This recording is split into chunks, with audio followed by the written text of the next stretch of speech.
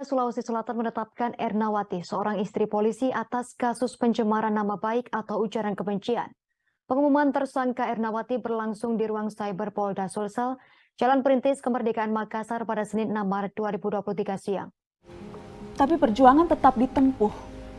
Kami bagikan cerita ini kepada teman-teman, karena seperti yang diharapkan Ernawati, jika keadilan memang begitu sulit didapatkan, maka paling tidak banyak orang yang mendengar kisahnya. Sehingga tanda tanya yang masih menanti jawaban ini akan terjaga banyak ingatan. Itu tujuan saya, biar di-up di media. Saya akan ngomong sekalian, mau orang penjarakan saya, mau undang-undang ini terserah. Yang penting publik tahu kebenaran yang saya alami, yang saya upaya-upaya hukum saya, bahwa memang tidak ada keadilan di negara kita. Saya akan bersaksi keadilan sosial bagi seluruh rakyat Indonesia. Dan sekarang saya minta, di mana keadilan itu? Jadi masyarakat di luar sana, kalau memang mengalami ketidakadilan, silakan laporkan, jangan pernah takut untuk bersuara. Yang kemudian sudah menjadi bagian followernya si Ernawati. Inilah informasi yang komplit yang kita berikan.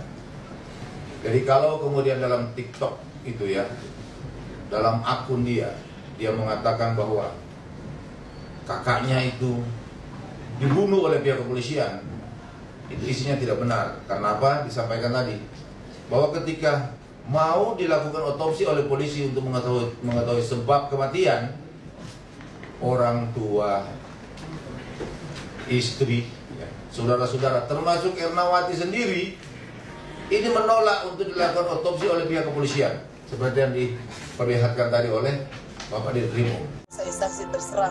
Kalau tidak mau rusak instansinya, berikan saya keadilan.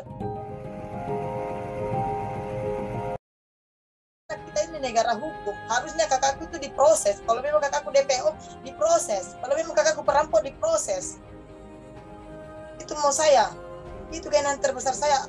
Mereka harus dipecat, mereka harus dipidanakan, mereka harus sampai ke lembaga juga. Mereka harus rasakan bagaimana rasanya sebagai rakyat biasa. Jelas ini adalah pelanggaran HAM kasusnya. Ini ada muatan penyiksaan. Kalau orang melakukan tindak pidana ya diproses, bukan disiksa dan dibunuh.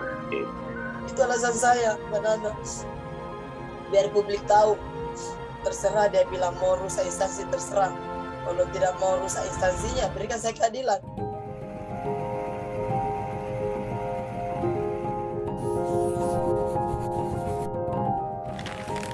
Surat ini saya terima dari Ernawati, seorang ibu rumah tangga di Makassar, istri seorang polisi yang mencari keadilan untuk almarhum kakaknya yang tewas secara janggal ketika ditahan kepolisian.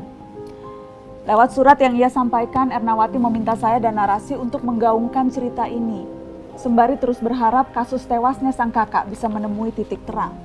Ernawati berharap setidaknya kalian mendengar kisah ini sebagai peringatan akan ketidakadilan yang mungkin menimpa siapa saja di kemudian hari. Cerita ini dimulai pada 24 Juli 2019, hari di mana kakak Ernawati, almarhum Kaharudin, ditangkap polisi atas dugaan pencurian kendaraan bermotor. Mendengar apa yang dilalui Ernawati, hal pertama yang kami lakukan adalah mengejar klarifikasi dari pihak kepolisian. Namun upaya tim Narasi untuk meminta keterangan pihak kepolisian terkait hanya berbuah pengabaian dan lemparan ke sana kemari, tidak ada jawaban apalagi penjelasan. Pertama, kami menghubungi langsung Humas Polda Sulawesi Selatan. Tak ada jawaban. Tim Narasi di Makassar yang mendampingi Ernawati mencari kejelasan ke markas Polda Sulsel pun juga menolak berkomentar. Lalu karena Ernawati melapor ke Mabes Polri, kami pun berkontak dengan Humas Mabes Polri yang justru meminta kami untuk meminta penjelasan dari Humas Polda Sulawesi Selatan. Kami kembali menghubungi Polda Sulawesi Selatan untuk mendatangi langsung pejabat terkait. Tapi lagi-lagi tak membuahkan hasil. Pihak kepolisian baik pusat maupun daerah tidak ada satupun yang bersedia menjawab berbagai pertanyaan kami. Ernawati tak berjuang sendiri. Langkahnya mengadu ke berbagai pihak jadi bukti. Postingan di media sosial pun ia pakai untuk mengumpulkan dukungan dari yang peduli.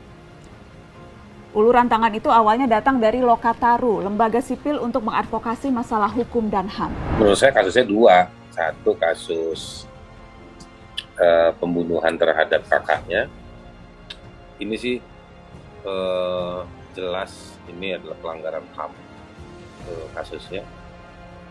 Ini ada muatan penyiksaan, pembunuhan terhadap kakaknya Bu